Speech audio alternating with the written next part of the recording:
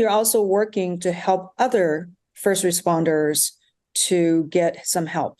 Yes, I am working diligently here to figure out ways through charitable means to get a pipeline going for 9/11 responders and veteran burn pit folks with similar diseases from the toxins to get the same stem cell therapies that I get through you.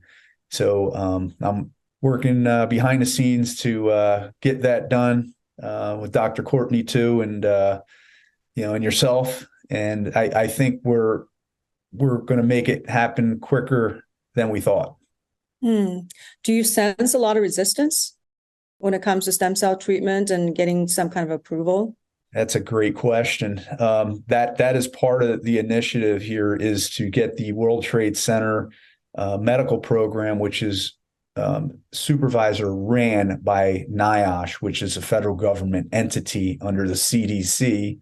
They report to the CDC to authorize at least a study on this because of the gray area of it not being FDA approved, but a physician can actually provide the services as a infusion. You can speak more about that, but a tissue infusion, any MD can do it, I guess. So for them to recognize it with a study that you're putting together for us to present to the federal government, so it'll then be funded by the federal government for these responders to get these treatments to help them live longer.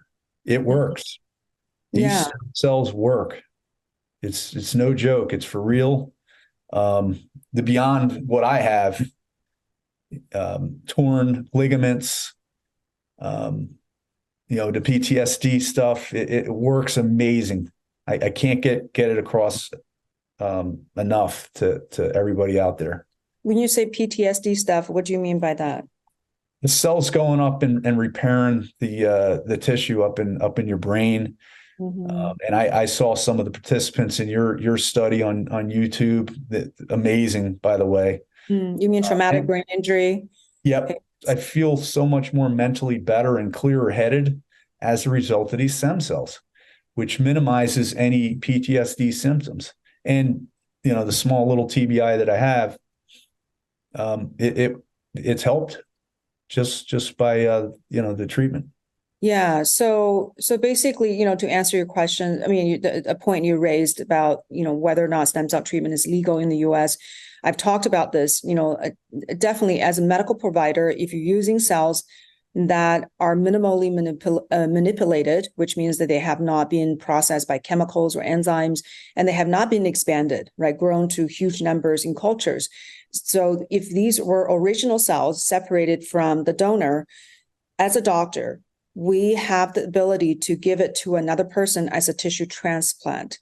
And it's still considered experimental unless we're treating a blood disorder. So if somebody has lymphoma, has some kind of some blood disease, and the treatment is to wipe out their own bone marrow and then transplant the stem cells to replenish.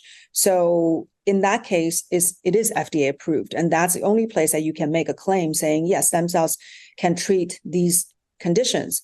But for everything else, it's considered off-label. So, which means that if there's current literature, because a lot of medicine, probably 60-70% of medicine is practiced based on what's called standard of care, not based on FDA approval. I can't tell you how many drugs that were used, 80% of the time we're using the drug doesn't have an FDA indication. But that's what's commonly accepted in the medical community, that this is established with efficacy and safety. So everybody's doing it, all the doctors doing it. And that's accepted as a medical treatment, even though there's no FDA approval. So in this case, for stem cells, that's one reason I founded American Academy of Integrated Cell Therapy, is to gather these clinical evidence from around the world of what kind of standard has been created to help various conditions. I mean, from head to toe. If anyone is interested in taking the course, they will see the breakdown, of all these organ systems and disease categories. I have over 30 categories. The lung is one category, the liver and eye, the musculoskeletal, neurological. So within each category, there's further division, right? Very, very nuanced division of different diseases. So there's a lot of research. Some are clinical, a lot are clinical on humans, and a lot of them are on animals. IV infusion is a mainstay of these treatments. Some are local injections, but the IV therapy has been shown in tremendous number of diseases, even for musculoskeletal, but for brain diseases, lung, heart, liver, other type of autoimmune diseases. So for various organs and various disease categories, there's a lot of research. So based on that, that's why doctors, at least have some legs to stand on, right? I'm giving you this because there's some evidence. And also we have evidence of how the stem cells work. There may be some diseases that are really obscure, and there's nobody that's putting the money and energy to study. But if you understand why the disease come into play, then we can figure out whether or not we can dovetail how the cells work to that disease. And it's still considered experimental because we don't have the FDA approval. So you need to, as doctors, we need to explain to patients adequately, yes, maybe there's some clinical studies or maybe there's none, but then this is how the cells work. And there's never guarantee in results in medical practice. I mean, I've yet to find a doctor who's going to guarantee results for any treatment because everybody reacts so differently. But the percentage of people that respond, it's remarkable, in my practice and in all the doctors I've trained. So it's about giving people treatment, giving people transplantation, which is allowed for any doctors to provide, and then having a leg to stand on as far as clinical evidence, as established evidence from medical community around the world.